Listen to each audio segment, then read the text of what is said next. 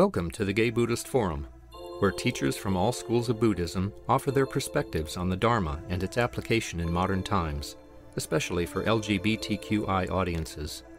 These talks are offered freely to the world and made possible by appreciative listeners. If you would like to support our efforts to share the Dharma with underserved audiences, please visit gaybuddhist.org.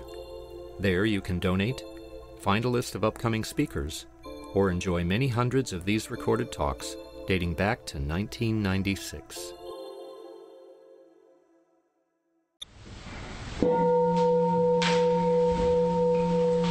Welcome back, everyone. Welcome to those who joined during meditation. It's our custom to go around the room and say our names. My name is Keisha. Kevin. Lee. My name is Stephen. My name is Jerry. I'm Jim. Jeremy. Tony. My name is Tage. Jeff. I'm Richard. Jack. I'm Brad. And I'll read through the names online. We have Reuben, Bob, Tom, Marvin, another Tom, Richard, Christian, Daniel, Henry, Joe, Don, John, Jim, Andres, and Frisco. Welcome, everyone. And my pleasure to introduce Dorothy Hunt. Dorothy serves as the spiritual director of Moon Mountain Sangha and was the founder of the San Francisco Center for Meditation and Psychotherapy. She's the author of Only This, Leaves from Moon Mountain, and Ending the Search, from Spiritual Ambition to the Heart of Awareness, as well as articles published on nondual wisdom and psychotherapy. She teaches at the request and in the spiritual lineage of Adyashanti, who invited her to share the Dharma in 2004. Dorothy has a long and deep connection to the teachings of Ramana Maharshi and the non-dual teachings of Zen Advaita and the Christian mystics. She invites a deep welcoming of the human expressions of the mystery. A licensed psychotherapist since 1967, Dorothy has now retired from her private practice. She's a mother and grandmother. For more information, you can visit dorothyhunt.org or Dorothy Hunt Moon Mountain Sangha on YouTube. Thank you for the introduction. And it's really a pleasure to be back with you. It's been a long time since I've been in person here, but I've always really enjoyed my time here. I think I did an online event with you 2021, but it's been a lot of years since person to person. Feels good. I can feel the energies of the heart really just while we were sitting. One question I have before I get into anything. Did any of you happen to hear, or were you present for Norman Fisher's Dharma talk on the Israel-Palestine situation at Green Gulch the end of last month? No. I would highly recommend that talk for anybody who's interested in a perspective on Israel-Palestine situation. As you may know, Norman Fisher's Jewish. He's also a Zen Roshi. So it was a beautiful talk, and he ended it with one of my favorite poems by Thich Nhat Hanh. And that poem, which I'm sure some of you are familiar with, is the way I'd like to begin our time together here today. I'm not going to talk to you about Israel and Palestine, so enough of that on the news, right? But this poem was so fitting to talk really about any kind of conflict that we have within ourselves or in this world. So I want to read it to you. It's called Please Call Me by My True Names, and I'm sure some of you are familiar with it. Don't say that I will depart tomorrow. Even today, I am still arriving. Look deeply. Every second, I am arriving to be a bud on a spring branch, to be a tiny bird with still fragile wings, learning to sing in my new nest, to be a caterpillar in the heart of a flower, to be a jewel hiding itself in a stone. I still arrive in order to laugh and to cry, to fear and to hope. The rhythm of my heart is the birth and death of all that is alive. I'm a mayfly, metamorphosing on the surface of the river, and I am the bird that swoops down to swallow that mayfly. I'm a frog swimming happily in the clear water of a pond. And I am the grass snake that silently feeds itself on the frog. I am the child in Uganda, all skin and bones, my legs as thin as bamboo sticks. And I am the arm merchant selling deadly weapons to Uganda. I am the 12-year-old girl, refugee on a small boat, who throws herself into the ocean after being raped by a sea pirate. And I am the pirate. My heart not yet capable of seeing and loving. I am a member of the Politburo with plenty of power in my hands. And I am the man who has to pay his debt of blood to my people dying slowly in a forced labor camp. My joy is like spring, so warm it makes flowers bloom all over the earth. My pain is like a river of tears, so vast it fills the 4 oceans. Please call me by my true names, so I can hear all my cries and laughter at once, so I can see that my joy and pain are one. Please call me by my true names, so I can wake up and the door of my heart could be left open, the door of compassion. So what I want to draw our attention to in this poem and in your own experience is the I am. I am still arriving. I am a mayfly. I am the bird that kills the mayfly. I am a frog. I am the child in Uganda. I am the 12-year-old girl, and I am the sea pirate. I am a member of the Politburo. I am the man who has to pay his debt of blood. Please call me by my true name so I can hear all my cries and laughter at once, so I can see that my joy and pain are one. So I want to invite us to explore a bit this morning your own I am. Who or what does that really refer to? This that we all use, regardless of the language that we speak. I am. And then it's this and that and the other thing.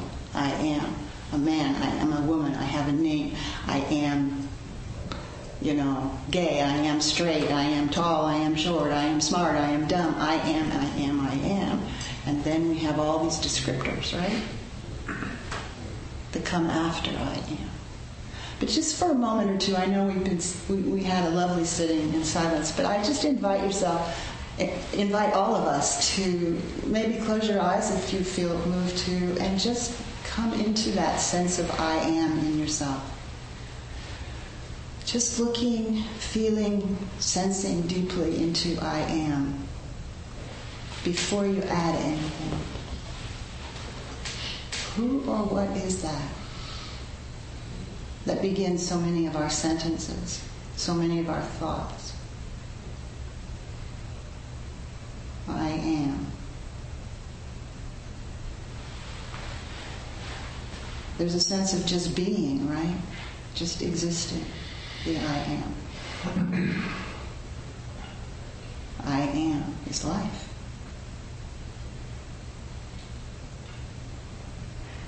And this beingness of yourself is awake, is it not? Before you try to awaken or try to put effort into something called enlightenment or whatever, before all of that, there's just this awake beingness. Can you begin to just feel into it? Not think into it, just sense into it. What is it to be? Just to be. Just to be. And this being lets everything else be as it is. The moment, the thought, the feeling, the sensation. Just being. manifestations of being itself.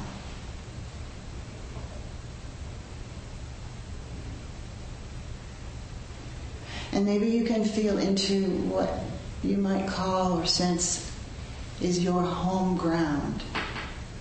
I can't tell you where that is or how to touch into it, but you know. You know.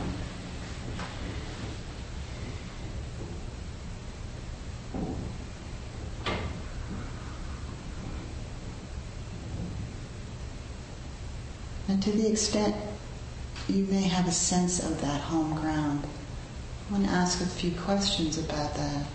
Is there any judgment there? The mind has many judgments, but this that's simply here now, awake here now.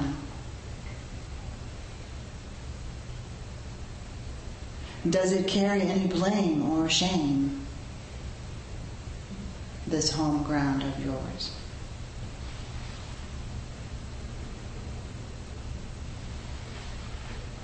Is there any fear here? The mind might have fear.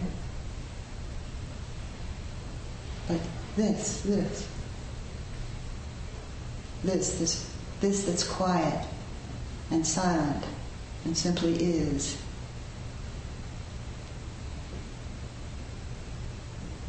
It's our birthright. We all are born with this.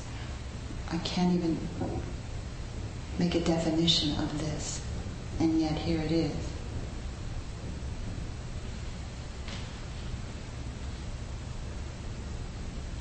So then I just invite you to discover or to find or to look into where is the home ground of the me that we all imagine until we don't, is separate from everything else in the world, separate from the moment, even separate from ourselves, because we make judgments about a self. I love myself, I hate myself, I'm disappointed in myself, I'm proud of myself.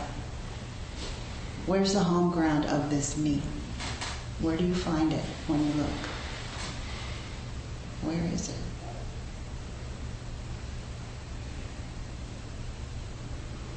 The home ground of the me isn't it found in your thought?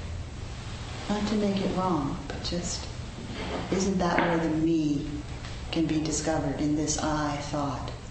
I am this, I am that, I'm not that, I'm not this.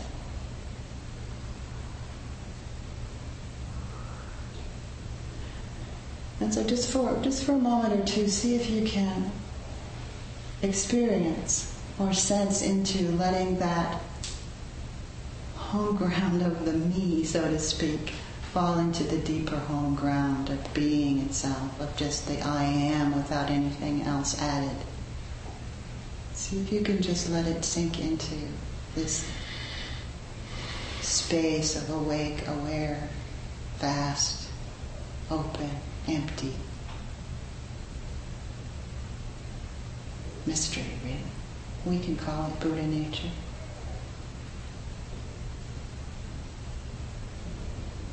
Awake nature. Awake beingness. Right here. It's right here. It's not someplace far away.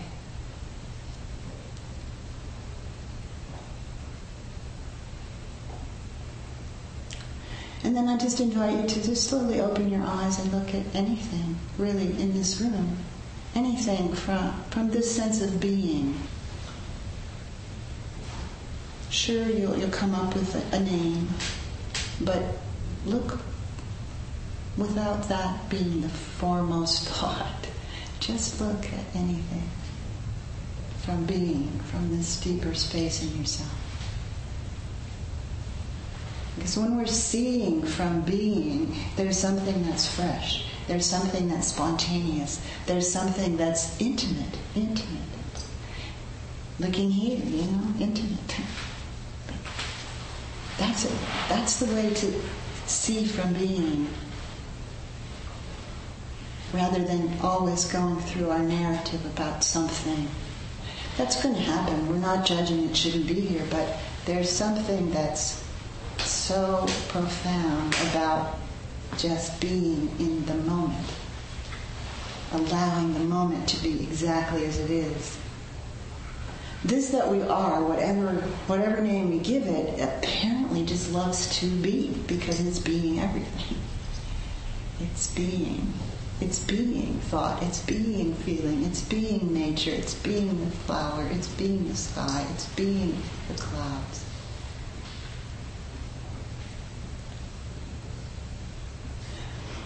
So, as we all know, being is also always becoming, isn't it? It becomes the doing. It becomes the way that we often grab hold of a separate self-identity by what we do. But when we're coming from that as our self-identity, the doing, there's often just a slipping into, quite naturally actually, slipping into this idea of more. Now I need to do more. I need to be a perfected self. I need to work on myself. I need to in order to be worthwhile to myself. But this being, the beingness, worth is not even it's not even part of the equation here. It's just being this moment, this expression, this feeling, this thought, this flower, these trees that you might see outside, the moment as it is. And the more that we receive that from this sense of being, the freer we are, because this that we are, it's free to be. It has the freedom to be whatever. Being birth, being death, being the arms merchant, being the stick child in Uganda, and so forth. I mean, Thich Nhat Hanh can write from that space because he has discovered, remembered. We don't discover something that's not here. We just remember it. We realize what's already here.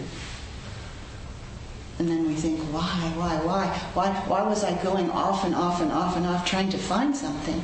Because all of you probably, I mean, if you've been meditating for a while, and I know some of you have for many years, we have these glimpses, don't we, of what we think, this is it.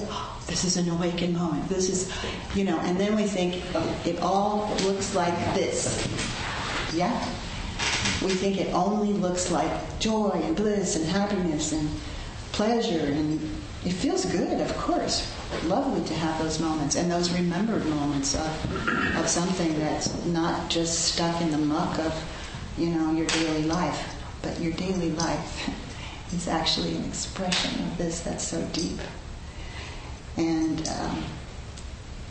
Thich Nhat Hanh, I had the pleasure of being on retreat with him a couple of times many years ago, and he spoke about his anger, anger, Buddhist, no anger, whatever. But he spoke about, he was a young monk during the war in Vietnam, and he had a group of other aspirants who were like doing social work sort of things in a particular village, and that village was bombed 4 times, twice by the Viet Cong and twice by the United States in South Vietnam.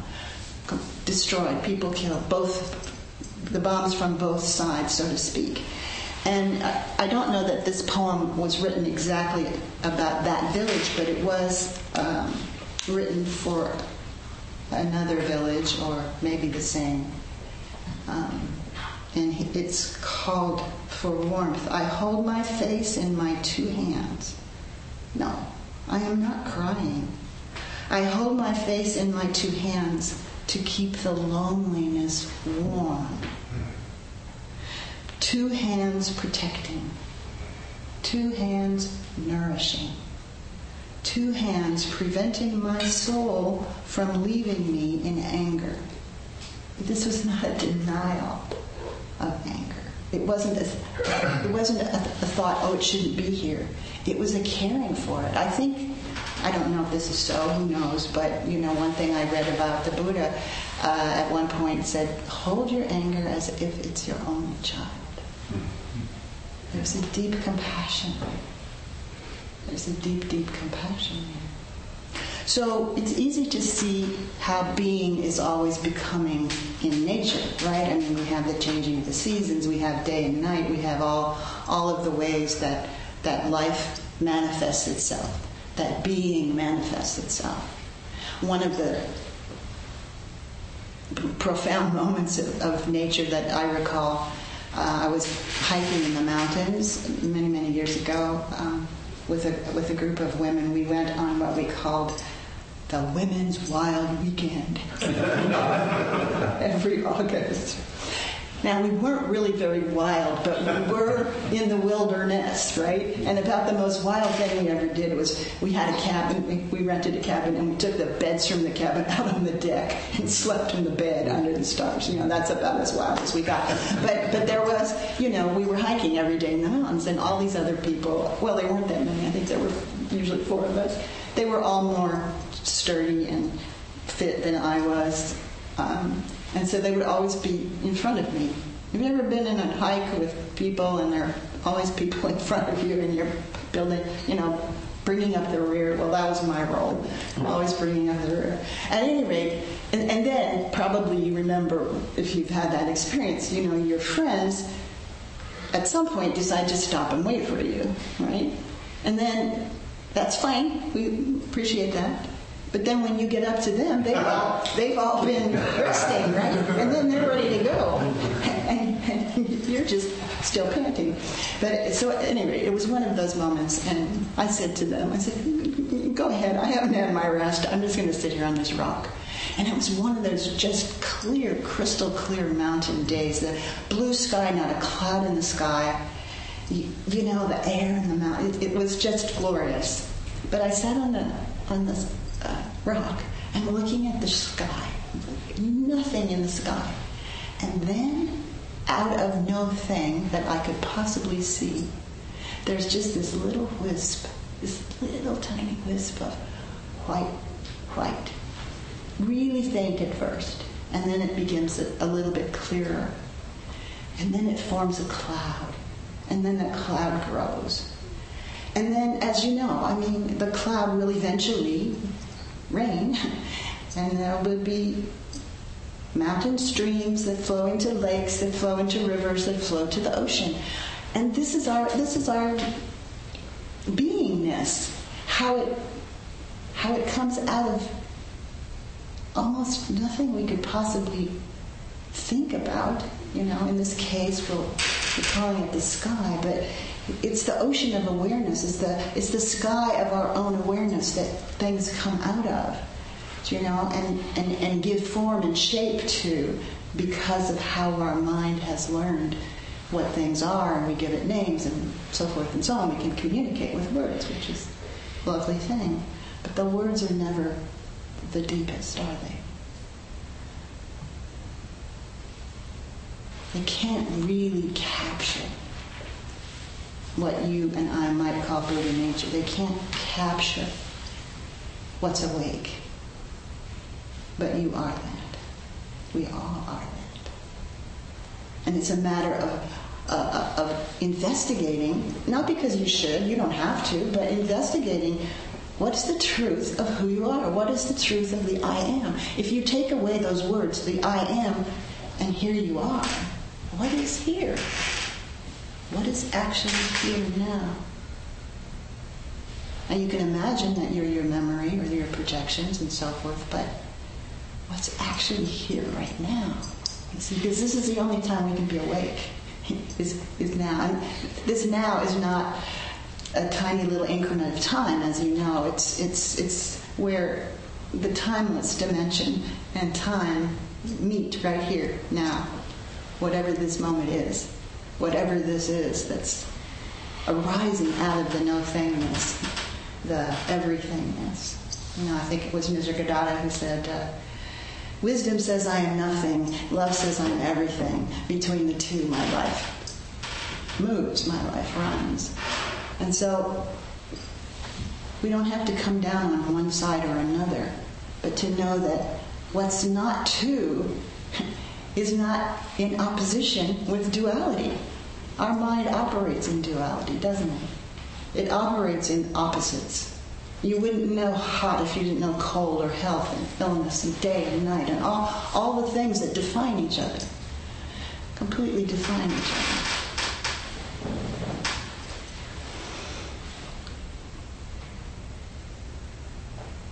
But I want to go back to this idea of the becoming, the doing that is becoming, because there's a way that we can get hooked on becoming something or someone that totally reifies the sense of a separate somebody, a separate self.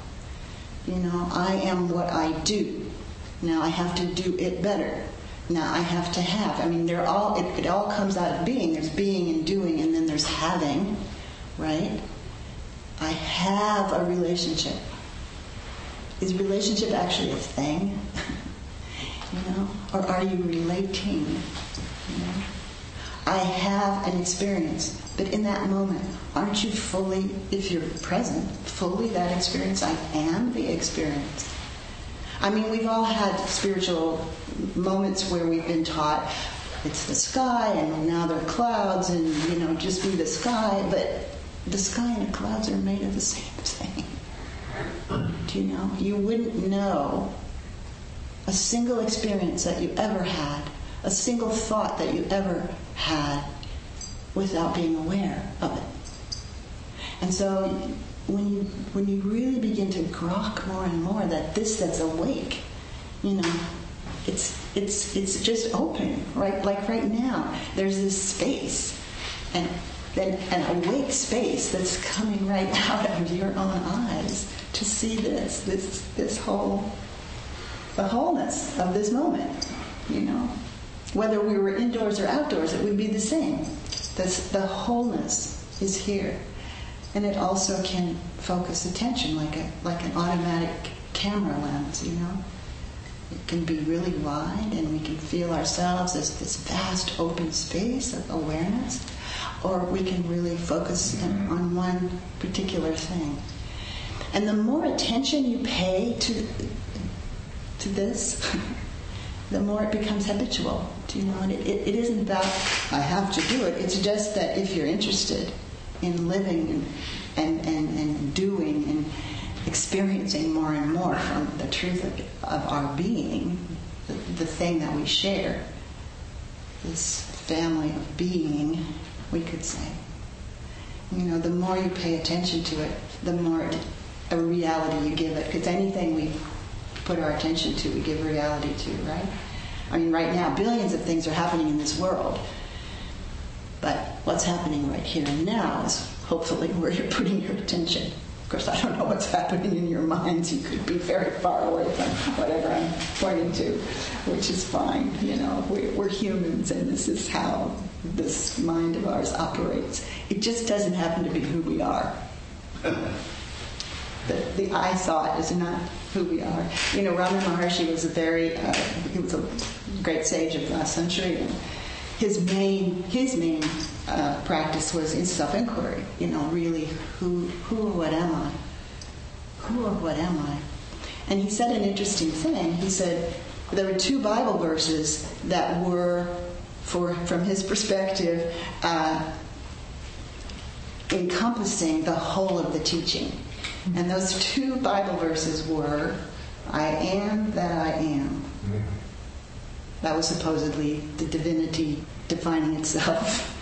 I am that I am. And the other was from the Psalm, be still and know that I am God.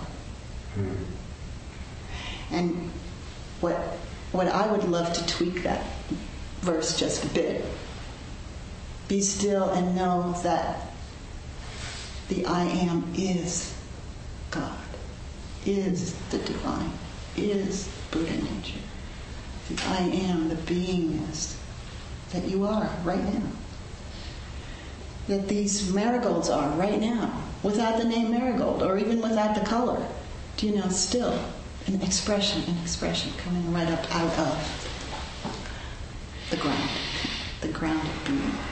And that ground of being, when it reveals itself, there's no thought there. In that moment, thought is absent. And that's why we can't really say anything about what it is in terms of some definition. I mean, we point to it using different words, of course. You've heard the expression finger pointing to the moon. We could just say finger pointing to emptiness. But what is emptiness? You see, it's not what the mind thinks. My definition is it's that which is empty of definition and empty of self. Empty of definition and empty of self. And yet, as the Heart Sutra tells us, form is emptiness. Emptiness is form. Form is exactly emptiness. Emptiness exactly form. And this is where we come into a non-dual understanding.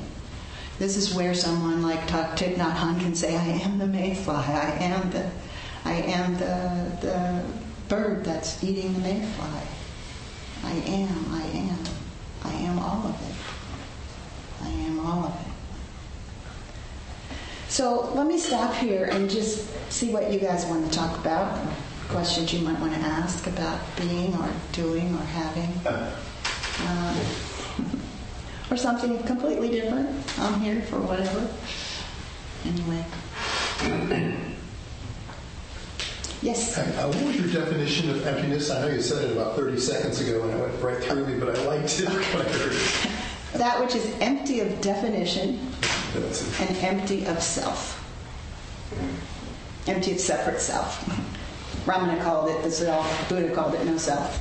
But we're talking about pointing to the same mystery. I did a day-long a few weeks ago in honor of my 80th birthday. I'm happy to report I made it.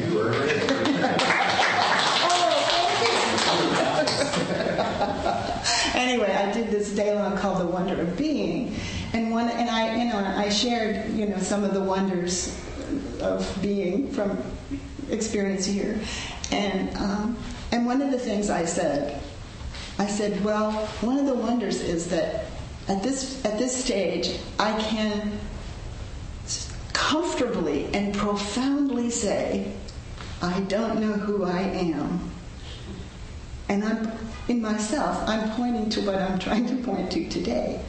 This place, where thought is not, it's not there when we come into that unknown. Thought goes into the background. It may come forth very quickly, but in that moment where this reveals itself, there's nobody there to have it revealed to. Awakeness awakens to itself. It doesn't awaken to a separate somebody. So at any rate, I said this, I'm profoundly and comfortably, and then it came back to me later in a group. I was so surprised when you said that because, there are those of us who wonder, if you don't know who you are, well, how come you're teaching? Anyway, there's an I don't know, and there's a knowing that I don't know. Okay? And those are not exactly the same thing. It depends on where we're coming from, how we're interpreting anything, basically. Okay, what else is here today? Bob online has questions. Bob, you want to? Okay. Hi. Recently, during the past week or so, I saw a cartoon that I thought was full of wisdom, and it said, "Don't be a noun, be a verb." Yes. But I thank you for your talk because you've taught me I can be both, should be both, and can get good experience and good feeling and thought from being both the noun and verb. So I thank you very much for your talk. Well, you're quite welcome. And even if we think of being as a noun, it's actually always in motion, isn't it? It's still and it's silent and it's at peace. It's changeless. Whatever is changeless is actually what's also changing. So I'm glad that those things came to you in a way that one made sense and also opened the door for us to expand who we think we are, what we think we are. And the more we do that, the less judgment we have, actually, and the more compassion can flow from the heart. Because whatever this is, Buddha nature, we'll use that word for now, it can be, we can awaken up and out of identification with a separate somebody, but just hanging out in emptiness is only halfway around the circle, as my teacher Adyashanti would say. Coming into the absolute is only halfway around the circle. And so how does it want to be embodied? So then this comes in. It comes in. And then the heart may awaken. And then we have more the experience of love and intimacy, gratitude, oneness, actually. And then there's the, awakening in the deep underground, so to speak, the hara, where energetically we hold on to the sense of being separate. Separate doesn't mean we're not different. We're different. We're unique expressions, but not separate. And there's a difference. What other comments or questions? Online too. Okay. Dorothy, thank you so much. I'm really glad you used a couple of references to clouds because as you were mentioning that, it occurred to me, I'm here in Arizona right now. We get these huge thunderhead clouds off in the distance, like 50 miles away, and yet they look enormous. And I think to myself, wow, that cloud must be 3-4 miles tall, high. But then it occurred to me, no, a cloud is not one thing. It's just a set of conditions that make water vapor visible. So the conditions that allow it to appear is 5 miles high, And in some ways, we're like that too. We're a set of conditions that are just right for us to experience things. Yeah. When you said we did that meditation, like, who are you? It occurs to me that I'm just this entity inside this body that looks out through these eyes and experiences the world through these senses. And sometimes I get lost in those sensory perceptions, and other times I come back. And so it's this, constant changing of what we really are. It's, like you said, it's very hard to put our fingers on it. Sure. Yeah. So thank you. Yeah, well, thank you. And, the clouds are beautiful analogy to use in terms of what's always being and also becoming. Just like us, being and also becoming. Moment to moment to moment to moment to moment. For sure. Yeah. Thank you for this talk. I so often when I have practiced, say, mindfulness meditation, and I've been, at one point I started to wonder, I see objects of meditation, and I ask myself, who sees this? And it's so refreshing to hear a discussion about it. And it doesn't diminish the method at all.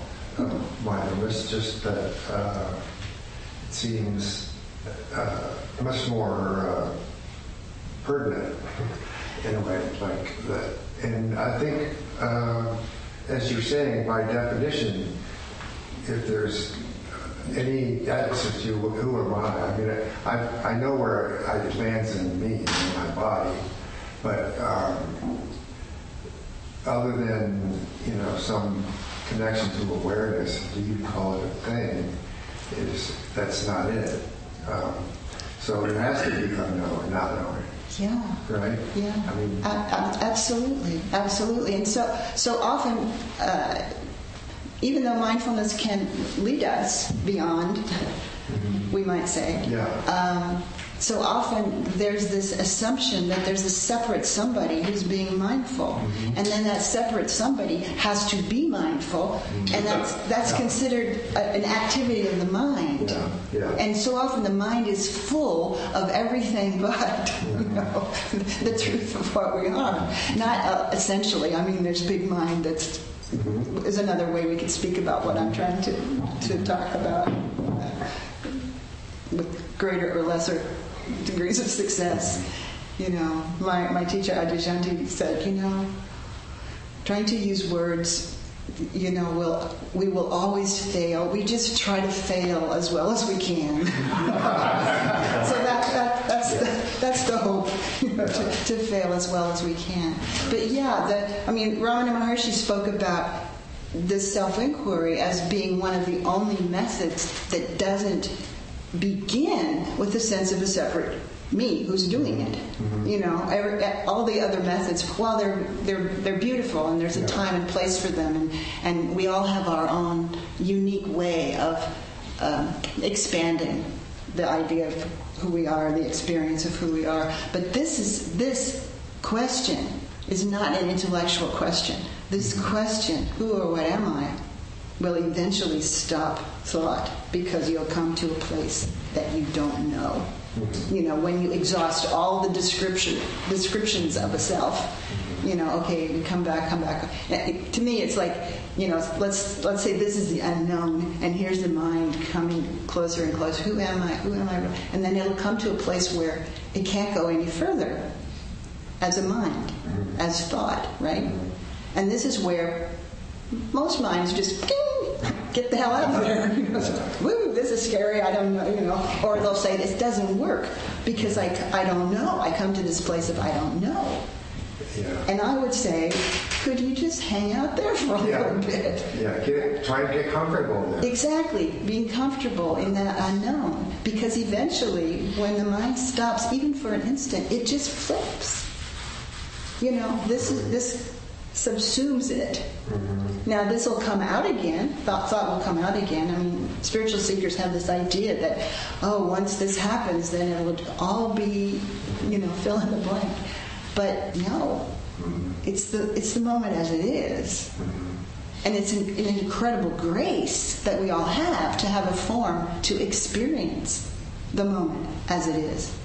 There are a lot of moments we would prefer to be different moments, certainly in the world and in our own experience. But somebody came to Ramana who had been very upset with him during his lifetime, and I don't have to tell you the whole story, but he came kind of at the end of his life to Ramana and said, please forgive me, I said all these horrible things about you, please, I'm so sorry, don't forget me, and he said, back to him, he said, even if you forget me, I could never forget you. And the guy says, but I'm going to be in hell. And Ramana says, I am there too. And that's what we're talking about. I'm not talking about a place called hell. I'm talking about these hellish moments that we all have. Or if you've been on retreats, some of them are blissful and some of them are retreats from hell, where all the crap that you hoped would never come up again, gets to surface because we're finally quiet enough and open enough for whatever is here that wants to be felt, that wants to be understood, that wants to be loved, can come up in the silence. And of course, meditation is a great form of psychotherapy if we really spend some time in that space that allows everything to be as it is.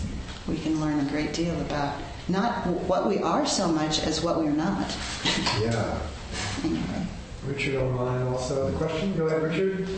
Hi, yes, thank you very much for your talk.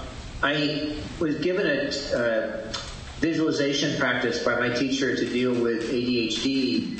I call it tree visualization, where if I'm outdoors, I stand visualizing my feet going as roots into the ground, into the water, finding jewels and gems in my hair and my fingers reaching up into the sky for the sun, and just standing like that, being. And it was a tremendous help. Helped me to focus and to just turn off all of the overactive mind. I wanted to share that with you. It was especially challenging to do it in the wind. I love that because just in my own experience, just coming here today, I was just aware of all the trees in the same way that you're speaking about it, these trees aren't, they're if they're flexible, they move with the wind, but the roots go to such a deep place, right? And many of the trees around here were here before we were born, and they're going to be here after the form goes. So there's a steadiness and a strength in even appreciating, what it is to be your own tree, with your roots going way, way, way, way down into the ground of being, really, and how it can feel very steady, even when the waves of the mind are just going back and forth. The branches are just with whatever, and it's and I'm sure some of you have had this experience. It's a very weird experience when you first begin to have it, where you can be so upset about something, or so fearful, or so angry, or so, in reactivity, and something isn't. Do you know? Something isn't. It's still at peace, even when the mind is not peaceful. It's not threatened, even when the mind is fearful. And that's that same felt sense that he was just talking about. It's like, yeah, the roots go deep, and they also touch the sky. You had something. Yeah, that was a wonderful talk. It's great to have you in the same room with us again. It's true. Nice for me too. This thing about being, I would describe it as a sensation of a presence. That is my experience. That's another good word for it. Absolutely, presence. But a sensation. Yes, it's a physical sensation. Yes, okay. And the more we're present with our whole body, if you look at a flower or a tree or your hand or whatever, with your whole body, all the senses open. You're listening, you're seeing, you're touching, you're feeling, there's a full presence in that. And it becomes an incredibly intimate experience. That's why we think of ourselves, to my way of thinking, that's why we think of ourselves as separate, because it's so intimate. This that's awake in each of us, it's so intimate with the moment, because you can't separate. Form is exactly emptiness. It doesn't separate itself from the moment. And that's why, one can say, as sages have said, nirvana is samsara. Samsara is nirvana. Do you know? It's seeing from that not to perspective. And yet you can also experience it when you're deeply present. If you're deeply present to anxiety, for instance, you're not trying to get away, and you're not grabbing hold, and you're maybe not doing an intellectual analysis of it, although all that might happen, it's not wrong. But you then begin to feel that what you're interpreting, called anxiety, is actually just energy, and it's an energetic in your body, isn't it?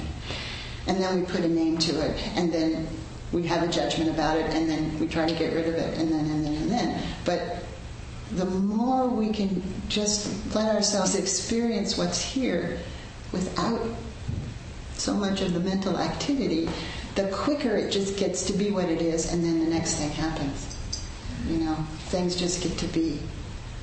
A woman came to my office many years ago, and she'd been crying for 3 weeks, and there was nothing in my assessment of her that made me think she was psychotically depressed and we need to think about hospital or medication or anything. There was none of that.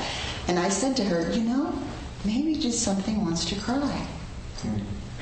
It was just that simple, Maybe just something wants to cry. And she came back the next week. She said, guess what? After you said that, I didn't cry the whole week. Just giving ourselves permission to be where we are, how we are, and what we are. And I hope all of you will do that in your own experience to the degree that is possible, to let yourself be how you are and where you are and that you are, because that piece is really a foundational piece. So I think our time is up. It's been great to be here in person. Thanks so much. Thank you for the invitation. So it's just time to hear from our host. Yes, I am your host today. Please stay and enjoy the company of the Sangha. There are refreshments and hot water for tea. There are some vegan blueberry muffins and some grapes. And if you use a cup, you can just leave the dish in the sink, and I'll take care of that. I'll be going around with a data bowl to accept contributions to cover our expenses. Your generosity is appreciated. Donations can range from $10 to $20 or more. And for people online or even here, if you don't have the money or can't do it, you can go to thegbf.org and go to the donate button. You can donate money that way. Pretty much everybody's here, but our donations, our money we do are for honorariums for the Dharma speakers, rent for this beautiful center, and our quarterly newsletter, which is mailed primarily to people in prison. There's a newcomers sign-up sheet on the credenza. If you'd like, you can sign up. And then at 12:30, some people meet at the door to go to lunch, and you're all are welcome. Other announcements? I would like to recognize Tom Hart and thank him deeply for his service to our Sangha.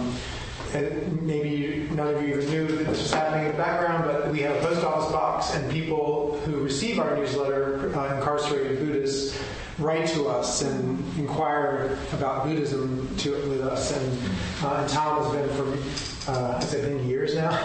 It's like time flies by, but has been going to the post office and fielding those letters. And so thank you, Tom, very much. Thank you, Tom. He is having to step away from that commitment, so that is an open position, a way that you could serve our Sangha if you're interested. And it's a very meaningful volunteer thing to do. Yes? Yeah, and the post office is right on Market Street in Cox Road. Yeah. And the doors, it does seem to have to be open. And I think we do pick it up about once every week and a half or so. So it's not too. Yeah. All right. Any other announcements? I might just say, if any of you are interested, Moon Mountain Sangha does a monthly satsang on the fourth Tuesday of every month from 7 to 9 on Zoom. So if any of you are interested, you'd be more than welcome to join us. Thank you. Yes? I just want to thank again Richard for throwing such a wonderful retreat. And Jerry. With Jerry. And Jeff and Cass. It was a terrific retreat. Oh, I'm so glad. And we're going to have another one this will be 5 days, April 17th through 21st at Bobby Pond. Beautiful, beautiful. It's one of my favorite places.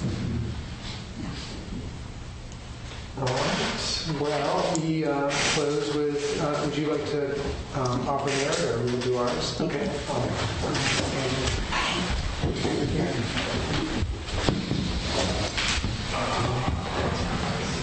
Do you hold hands?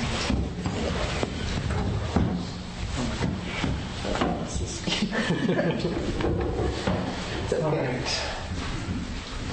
By the power and truth of this practice, may all beings have happiness and the causes of happiness. May all be free from sorrow and the causes of sorrow. May all never be separated from the sacred happiness which is without sorrow. And may all live in equanimity, without too much attachment or too much aversion, believing in the equality of all that lives. Thank you very much. Yeah, thank you so much. Dorothy, you're cheating time. Oh, thank you.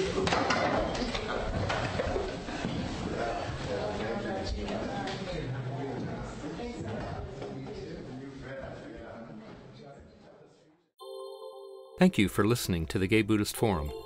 If you would like to hear several new talks per month and be notified of upcoming speakers so you can participate live, please subscribe to this podcast, like us on Facebook, and join our mailing list by visiting gaybuddhist.org.